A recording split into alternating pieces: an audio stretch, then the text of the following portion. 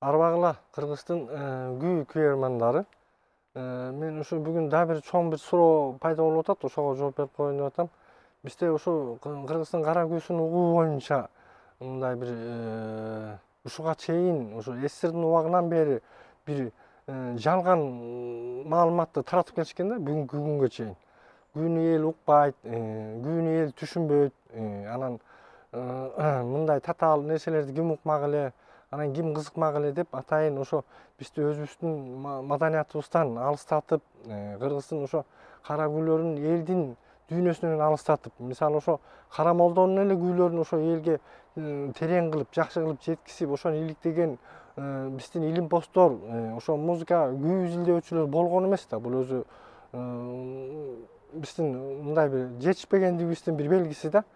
Болбосо ошол биринчи ошо кара күүлөргө басым жашап, ошо кара күүлөрдүн ички дүйнөсүн изилдеп, кара күүлөрдөгү Кыргыздын эле эмес дүйнөнүн тарыхын изилдеп, ошондой чоң бир иштер жасалып, ошол менен биз Кыргыздын баягы Манас окуясынан балким азып түшкөн кем эмес Кыргыздын күү дүйнөсү бар экенин ачмакпыз да. Ошол бүгүнкү күнгө чейин ачылбай келе жатат.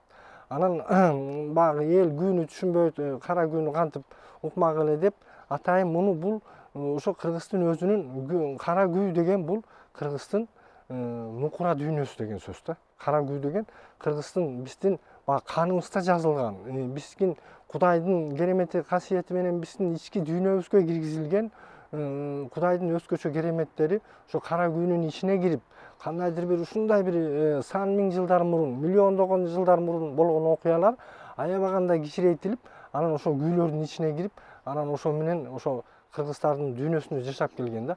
Кыргыздар аны билип билбей, туюп туйбай, сезип сезбей, ушу бүгүнкү күнгө чейин жашап келе атышат.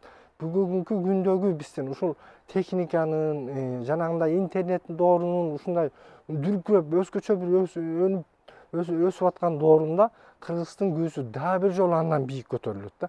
Себеби бул адамдын жанагы техникага, жанагындай бир интернеттен бир укмуш бир жаңы ойлонуп чыгарылып аткан нерселеринен дагы жогорку нерсе Кыргыздын күүсүнүн ичинде жатат да.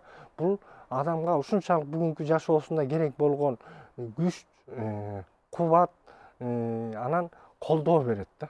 Кыргыздар ошону туюп, сезип, билип, ошон үчүн кара күүлөрүнө таазим кылып, ошо кара күүлөрүнөн суранган убакта денелерин тазалап, Кудайга болгон жан дүйнөсүн буруп, кара күү дүйнөсү менен чалкып, ошо бүгүнкүгө өзгөчө бир сырдуу дүйнөсүн таанып жашап келишкен.